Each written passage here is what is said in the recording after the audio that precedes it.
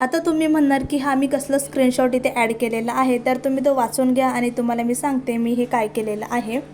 तर ॲक्च्युली झालं असं की माझी एक सबस्क्रायबर आहे किरण म्हणून, तुम्ही ते स्टार्टिंगला बघू शकता सगळं.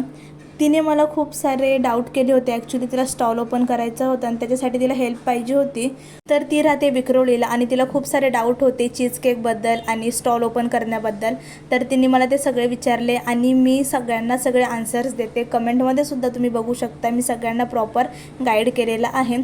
तर तिला पण मी गाईड केलं आणि तिचं काल स्टॉल ओपनिंग होतं, सो त्याप्रकारे तिने मला विजिटिंग कार्ड पाठवलं आणि तुम्ही बघू शकता ती मला काय बोललेली आहे.